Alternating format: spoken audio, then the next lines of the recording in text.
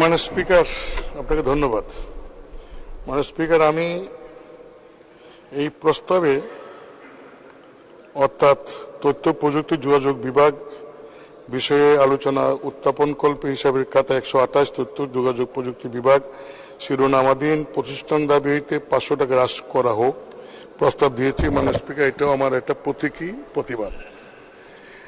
মাননীয় স্পিকার, আপনার মাধ্যমে মাননীয় মন্ত্রী মহোদয়কে বলবো যে লার্নিং এই যে প্রকল্প, এই প্রকল্পগুলিটা সঠিকভাবে চলছে কিনা একটু ভালো করে খবর নেবেন। কারণ এই প্রকল্পে যে লার্নিং এর যে বিষয়টা, সেটা যারা লার্নিং করতে আসে তারা বেশিরভাগই এটা আত্মস্থ করতে পারে না। এখানে অনেক অপব্যয় হচ্ছে বলে আমি যতটুকু আমি খবর নিয়েছি। তারপরে বিভিন্ন শিক্ষা প্রতিষ্ঠানে আপনাদের উদ্যোগ ভালো, যে শিক্ষা প্রতিষ্ঠানে কম্পিউটার ল্যাব দিয়েছেন, কিন্তু অনেক শিক্ষা প্রতিষ্ঠানে কম্পিউটার ল্যাব দেওয়ার পরে এটার ফলো আপ না থাকায় অনেক জায়গায় কম্পিউটার ল্যাবগুলি চলছে না, অনেক জায়গায় অব্যবহৃত হয়ে আসছে। এই সমস্ত বিষয়গুলি যদি দেখেন, কারণ আপনি একজন স্মার্ট মিনিস্টার, স্মার্টলি চলেন এবং স্মার্টলি দেন না। তথ্য প্রযুক্তির উন্নয়নের কারণে বাংলাদেশ ব্যাংক থেকে কোটি কোটি ডলার চলে গেছে এবং শুনলাম 2-3 দিন আগে যে এই ইয়েতে সত্যমিত জানি না, মানে স্পিকার, পত্রিকাতে তথ্য পেলাম যে আমাদের আমেরিকাতে যে আমাদের এম্বাসি, সেখান থেকে স্মার্টলি এই কয়েক হাজার ডলার নাকি সেখান থেকে চলে গেছে, কয়েক মিলিয়ন ডলার। কত মারাত্মক কথা! আমাদের এম্বাসি যেখানে সেই আমেরিকাতে স্মার্ট দেশে, সেখান থেকে এটা পত্রিকার খবর, সত্য মিথ্যা মাননীয় মন্ত্রী মহোদয় জানি কিনা আমি জানি না। তবে মাননীয় স্পিকার, আমি মাননীয় মন্ত্রী মহোদয়কে ওনার মন্ত্রণালয়ে যে অনিয়ম কেমন হয় তার একটা এই দৃষ্টান্ত আমি দিচ্ছি। মাননীয় প্রধানমন্ত্রীর নামে আপনারা একটা ইয়ে করেছেন, এই আইটি পার্ক করেছেন, আইটি পার্ক যশোরে। দেশের দক্ষিণ পশ্চিমাঞ্চলে আইটি শিল্পের বিকাশ ও উদ্যোক্তা সৃষ্টির লক্ষ্য নিয়ে 2017 সালে যশোরে Sheikh Hasina software technology park প্রতিষ্ঠা করেছে সরকার। কিন্তু এই প্রতিষ্ঠান মাত্র 5 বছরের মধ্যে সেই লক্ষ্যের পথ হারিয়েছে। 26 জানুয়ারি পার্কটির ব্যবস্থাপনার দায়িত্বে থাকা কোম্পানি টেকসিটি বাণিজ্যিক উদ্দেশ্যে পার্কে একটি 3 স্টার হোটেল অ্যান্ড রিসোর্ট তৈরি করেন। সংশ্লিষ্ট অভিযোগ, এই পদক্ষেপ আইটি পার্কের ব্যবসায়িক পরিবেশকে নষ্ট করবে, উদ্যোক্তাদের সেখানে বিনিয়োগ করতে নিরুৎসাহিত করবে। আইটি পার্কের এক উদ্যোক্তার নাম প্রকাশ না করার শর্তে দ্য বিজনেস স্ট্যান্ডার্ডকে বলেন, আমরা এখানে আইটি ব্যবসার জন্য এসেছি, এখানে শুধু আইটির লোকই থাকা উচিত, কিন্তু কর্তৃপক্ষ হোটেল অ্যান্ড রিসোর্ট খুলেছে, এখন উদ্যোক্তাদের পার্ক ছেড়ে যাওয়ার উপায় নাই। টেকসিটি তৃতীয় পক্ষ পার্কটি পরিচালনা করছে, এখানে কে থাকলো বা কে থাকলো না সেটা নিয়ে ওদের কোনো মাথা ব্যথা নাই।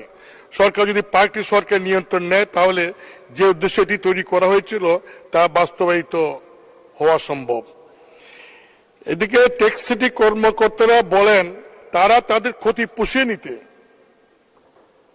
খান প্রপার্টিজের সঙ্গে অংশীদারিত্বের ভিত্তিতে আইসিটি পার্কের ডরমিটরিকে হোটেল অ্যান্ড রিসোর্টে রূপান্তরিত করেন এবং আইটি পার্ক প্রাঙ্গণে লেকের পাশে সেই রিসোর্টের অংশ নির্মাণ করা হবে।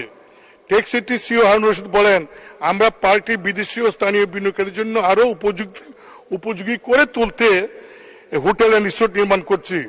বাংলাদেশ হাইটেক পার্ক কর্তৃপক্ষের ব্যবস্থাপনা পরিচালক বিকর্ণ কুমার ঘোষ বলেন, আমরা এই পার্কে একটি চমৎকার রিসোর্ট করতে চাই, এখানকার লেকটি সৌন্দর্য আরো বাড়ানো হবে, লেকে স্পিড বোট থাকবে, এতে সমস্যা হওয়ার কথা নয়। এটা হলো যারা তৈরি হচ্ছে তাদের কথা। মাননীয় স্পিকার, আইসিটি পার্কে হোটেল অ্যান্ড রিসোর্ট নির্মাণের সিদ্ধান্তের সমালোচনা করেছেন দেশের তথ্য বিশেষজ্ঞ শিক্ষাবিদরা। তারা বলছেন এটি প্রধানমন্ত্রী ডিজিটাল বাংলাদেশের স্বপ্নকে বাস্তবায়ন করবে। এভো টেকনোলজির CEO Khalid Saifullah the business টাইমকে বলেন, দেশে অনেক বিনিয়োগকারী এই পার্কে তাদের ব্যবসা চালাচ্ছেন। এটি তাদের জন্য খারাপ খবর।